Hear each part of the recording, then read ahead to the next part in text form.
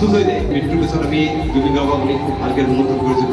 এই জীৱন কালত যিমানখিনি মৰ্যাদা দিব লাগিছিল সেইখিনি আমি দিব নোৱাৰিলোঁ অসমীয়া মানুহে একাংশ লোকে এটা দৰ্শক প্ৰয়োগ কৰি মোৰ এতিয়া মনত পৰে যে যোৱাবাৰ মই ভূপেন্দাৰ এটা মৃত্যু দিৱস সম্ভৱত মই এখন ফটো আপলোড কৰিছিলোঁ ফটোখনত ভূপেন্দা মাজত আছে এফালে জুবিন গাৰ্গ এফালে মই আছিলোঁ মই লিখিছিলোঁ যে দুগৰাকী কিংবদন্তীৰ সৈতে কিন্তু সেই সময়ত কোনো লোকে একাংশ লোকে প্ৰশ্ন কৰিছিল যে ভূপেন হাজৰিকা কিংবদন্তি জুবিন গাৰ্গ কেনেকৈ কিংবদন্তি কিন্তু জুবিন গাৰ্গ কিংবদন্তি কেনেকৈ হয় এতিয়া আমি আৰু ক'বলৈ নাই এতিয়া সকলোৱে গম পাই গ'ল কেনেকুৱা ব্যক্তি কেনেকুৱা মানুহ আছে আৰু বিশেষকৈ জুবিন গাৰ্গৰ এটা কামত বেছি ভাল পাওঁ তেওঁ গায়ক শিল্পী তেওঁ সুৰকাৰ তেওঁ গান লিখে কথা কয় সকলো আছিলে কিন্তু জুবিন গাৰ্গ মানুহ হিচাপে জুবিন গাৰ্গক সদায় দিব লাগে মোৰ এতিয়াও মনত পৰে আমাৰ এজন সাংবাদিক আমাৰ ভিডিঅ' জাৰ্নেলিষ্ট তেওঁ NDTV কাম কৰিছিলে সেই সময়ত তেওঁৰ অৱস্থা শোচনীয় হৈ আছিল তেওঁ হস্পিটেলত আছিলে জুবিন গাৰ্গে গ'ল তেওঁৰ কোনো দৰকাৰ নাছিল খালি তেওঁ এনেই চিনি পায় তেওঁ জুবিন গাৰ্গৰ হস্পিটেলত গম পালে যে বিল দিবলৈ পইচা নাই সেই মুহূৰ্তত 50,000 টকা তেওঁ তাত দি থৈ আহিছিল পকেটৱালীয়ে আজিৰ পৰা প্ৰায় 15-20 বছৰ আগৰ কথা 20 বছৰমান আগৰ কথা মই তেতিয়া গুৱাহাটী প্ৰেছ ক্লাবৰ ছেক্ৰেটাৰী আছিলোঁ আৰু তাৰ পিছৰ দিনা তেওঁ তাত 1 লাখ টকা তেওঁ পঠাই দিছিল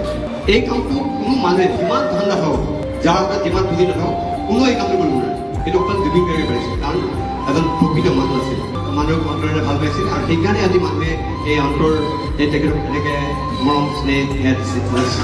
সেই কথা এতিয়াও মনত পৰে যে তেওঁ 1.5 লাখ টকা এজন তেওঁৰ সাংঘাতিক কোনো অন্তৰংগ নহয় এজন ভিডিঅ' জাৰ্নেলিষ্ট আমাৰ আছিলে NDTVত ভিডিঅ' বুলি পেলাই সকলোৱে জানিছিল তেওঁ পাছত তেওঁৰ মৃত্যু হ'ল তেওঁৰ কাৰণে সেই 1.5 লাখ টকা তেওঁ তেনেকৈ দি থৈ আহিব পাৰিছিলে জুবিনৰ মই ভিডিঅ' ফিল্মত মই কেইবাবাৰো গৈছিলোঁ মই বেংককত আছিলোঁ জুবিনৰ সৈতে মই গৈছিলোঁ আমি ডুবাই গৈছিলোঁ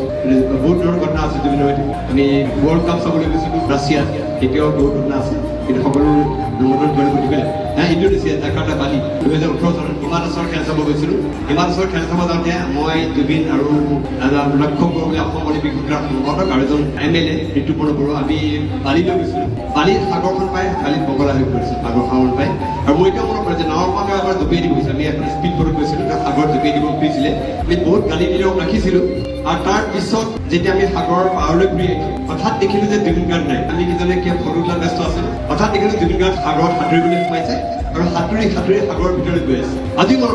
পৰে গাটো চিঞৰিছে আমি চিঞৰিছোঁ মই চিঞৰিছোঁ লক্ষ্য বড়ো চিঞৰিছে ঋতুপৰ্ণ বৰুৱা MLA তেওঁলোকে চিঞৰিছে প্ৰত্যেকে চিঞৰিছোঁ যে জুবিন গুচি আহা